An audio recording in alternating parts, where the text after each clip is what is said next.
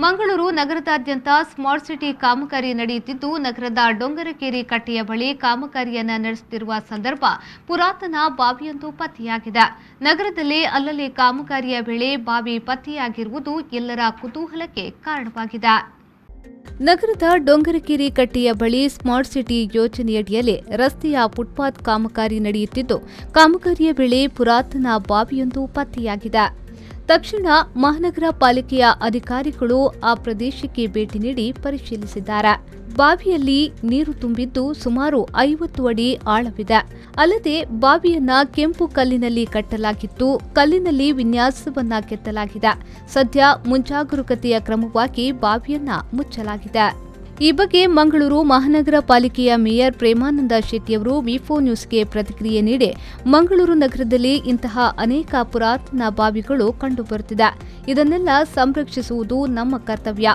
ಡೊಂಗರಕೇರಿಯಲ್ಲಿ ಪತ್ತೆಯಾಗಿರುವ ಬಾವಿ ಸುಂದರವಾಗಿದೆ ಮತ್ತು ನೀರು ಕುಡಿಯಲು ಯೋಗ್ಯವಾಗಿದೆಯಾ ಎಂದು ಪರೀಕ್ಷಿಸಿ ಸಂರಕ್ಷಿಸುತ್ತೇವೆ ಎಂದು ಹೇಳಿದರು. ಸಾಕಷ್ಟು ಸಾರ್ವಜನಿಕರು ಈ ರೀತಿಯ ಪುರಾತನ ಬಾವಿಗಳನ್ನ ಒಂದು ಇರುವಿಕೆಯ ಬಗ್ಗೆ ಒಂದು ಹೇಳಿದ್ದಾರೆ. ಖಂಡಿತವಾಗಲೂ ಮುಂದಿನ ದಿವಸಗಳಲ್ಲಿ ಮಹಾನಗರ ಪಾಲಿಕೆ ವ್ಯಾಪ್ತಿಯಲ್ಲಿರುವಂತಹ ಈ ಪುರಾತನ ಬಾವಿಗಳನ್ನು ಸಂರಕ್ಷಿಸುವುದು ನಮ್ಮೆಲ್ಲರ ಆದ್ಯ ಕರ್ತವ್ಯ. ಈ ನಿಟ್ಟಿನಲ್ಲಿ ಈ ರೀತಿಯ ಯಾರಾದರೂ ಸಂಬಂಧಪಟ್ಟಂಥ ನಾಗರಿಕರಿರ್ಬೋದು ಅಥವಾ ಹಿರಿಯರು ಈ ರೀತಿಯ ಬಾವಿಗಳ ಒಂದು ಈ ಹಿಂದೆ ಇರುವಂತಹ ಅಸ್ತಿತ್ವದ ಬಗ್ಗೆ ಹೇಳಿದರೆ ಖಂಡಿತವಾಗ್ಲೂ ಅದನ್ನು ಸಂರಕ್ಷಿಸುವಂಥ ಕೆಲಸ ಕಾರ್ಯ ನಮ್ಮ ನಗರ ಪಾಲಿಕೆಯ ವತಿಯಿಂದ ನಡೀತದೆ. ಈಗಾಗಲೇ ನಿನ್ನೆ ಪತ್ತೆಯಾದಂಥ ಮಹಾನಗರ ಪಾಲಿಕೆ ವ್ಯಾಪ್ತಿಯಲ್ಲಿರುವಂಥ ಡೊಂಗರಕೇರಿ ವಾರ್ಡಿನ ಡೊಂಗರಕೇರಿ ಕಟ್ಟೆಯ ಬಳಿಯಲ್ಲಿರುವಂತಹ ಭಾಳ ಪುರಾತನ, ಭಾಳ ಚೆನ್ನಾಗಿದೆ. ಅದು ನೀರು ಕೂಡ ಸಾಕಷ್ಟು ಇದ್ದಾಗಿ ಕಂಡುಬರ್ತದೆ.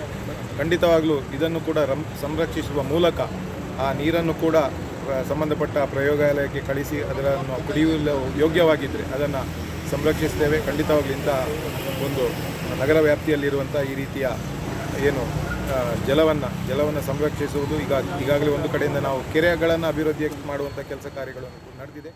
ಇನ್ನು ನಗರದಲ್ಲಿ ಅನೇಕ ಪುರಾತನ ಬಾವಿಗಳು ಪತ್ತೆಯಾಗಿರುವುದು ಸಾರ್ವಜನಿಕರಲ್ಲಿ ಕುತೂಹಲ ಸೃಷ್ಟಿಸಿದೆ.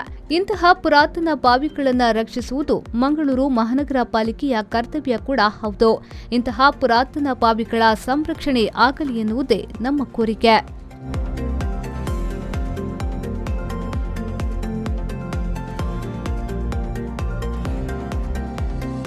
ಶರಸಾಲ್ಯಾನ್ ವಿ4 ನ್ಯೂಸ್ ಮಂಗಳೂರು.